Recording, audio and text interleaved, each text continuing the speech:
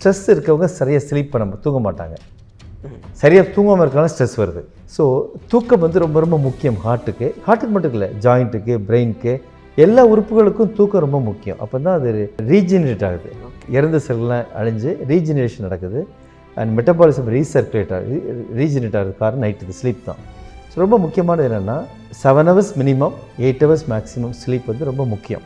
7 hours குறைச்சி தூங்கினாங்கன்னா அவங்களுக்கு BP race ஆக வாய்ப்பு இருக்குது, ரத்த கொதிப்பு அதிகமாக வாய்ப்பு இருக்குது, டயபெட்டிஸ் அதிகமாக வாய்ப்பு இருக்குது, ஈவன் ஒபிசிட்டி அதிகமாக வாய்ப்பு இருக்குது, ஹார்ட் ட்ரபிள் வர வாய்ப்பு இருக்குது. 8 hours ஆப்டிமல் எடுத்துக்கலாம். Minimum 7 hours, maximum 8 hours.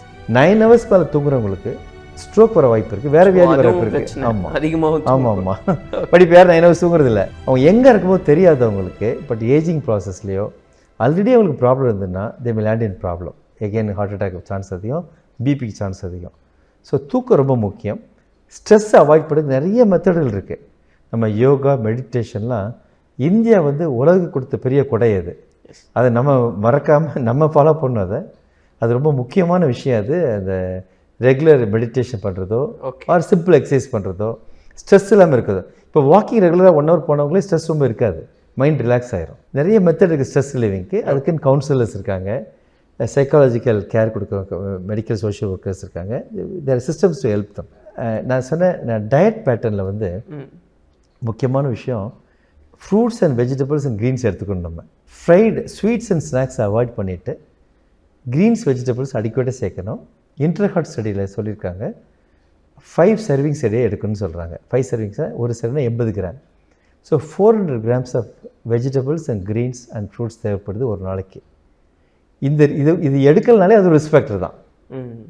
அப்படின்னா நீங்கள் பாருங்கள், இந்தியாவில் ஏன் ஹார்ட் ட்ரபிள் அதிகமாக இருக்கும் புரிஞ்சிச்சா? இப்போ sedentary lifestyle, no exercise, less sleep and no adequate intake of vegetables and fruits. So இதெல்லாம் கரெக்ட் பண்ணிட்டோம்னா டெஃபினட்டாக நம்ம தடுக்க முடியும். இன்னும் சில விஷயங்கள் பார்க்கும்போது இப்போ நம்ம உதாரணமாக பைக்கில் நம்ம போயிட்டுருக்கோம், சடனாக யாராவது இடையில வந்துட்டா ஒரு மாதிரி படபடப்பாகி உடனே ஹார்ட் பீட்ஸ் எல்லாம் இன்க்ரீஸ் ஆகுது. ஸோ அது இந்த மாதிரியான விஷயங்கள் கூட வந்து ஹார்ட் ப்ராப்ளம்க்கு லீட் கொடுக்குமா? இப்போது ஆட்டோமிக் நர்வஸ் சிஸ்டத்தில் பேராசிம்பத்தட்டிக், சிம்பத்தட்டிக் இருக்குது. பேராசிம்பத்தட்டிக் அமைதிப்படுத்துது, சிம்பத்தட்டிக் ஆன்சைட்டி உண்டாக்குறது. பிரெயின்லேருந்து வருது எல்லாமே. கார்டியாக் ப்ளக்ஸஸ் நம்ம எமோஷன்ஸ், உணர்ச்சிகள் ஹார்ட்டையும் பாதிக்கும். அந்த வேகஸ் நர்வ் வழியாக கார்டியாக் ப்ளக்ஸஸ் வந்து நெர்வுக்கு சப்ளை வருது. ஸோ நம்ம திங்கிங், எமோஷன்ஸ், சந்தோஷமான ஹார்ட்டுக்கு நல்லது. அண்டு ஸ்ட்ரெஸ்ஸு, டென்ஷன், கோபம் வரும்போது sympathetic excess fear, sympathetic excess அதிகமாகி நம்ம சிம்பத்தட்டிக் நர்வஸ் சிஸ்டம் ஆக்டிவேட் ஆகும்போது அட்ரினலின், நார்அட்ரினலின் எல்லாம் ஸ்ட்ரெஸ் ஹார்மோன் ரைஸ் ஆகிடுது. அப்படி அதிகமாகறதுனால ஹார்ட் பீட்டும் அதிகமாகும், இர்ரெகுலர் பீட்டிங் வரலாம், பிளட் ப்ரெஷர் ரைஸ் ஆகலாம். ரேர்லி இன்டென்ஸ் சிம்பத்தட்டிக் எக்ஸஸில் கார்டியக் அரெஸ்ட் வரலாம், ரொம்ப ரேர் இது, அதுவும் வரலாம். ஸ்ட்ரெஸ் கார்டியோமைப்பதினு ஒரு கண்டிஷன் இருக்குது. அது ஜப்பானில் டொக்குசுபோ கார்டியோமைப்பதின்னு பேரில் ஜாப்பனீஸ் நேமில் இருக்கிறது. ஸ்ட்ரெஸ் கார்டியோமைப்பதின்னு பேர். எப்படின்னா இப்போ வந்து ஒரு டிமைஸ் ஆஃப் ஸ்பௌஸ் அப்படின்னா இன்டென்ஸ் ஃபீலிங்கில் இருக்க உங்களுக்கு ஸ்பௌஸுக்கு ஹார்ட் அஃபெக்ட் ஆகி ஈவன் ஹார்ட்டு பலூனிங் ஆயிடுது, சாஃப்ட் ஆகிடுது, ரப்சர் கூட ஆயிடலாம். ஸோ இது வந்து எப்பிக்கல் பலூனிங் பேர்.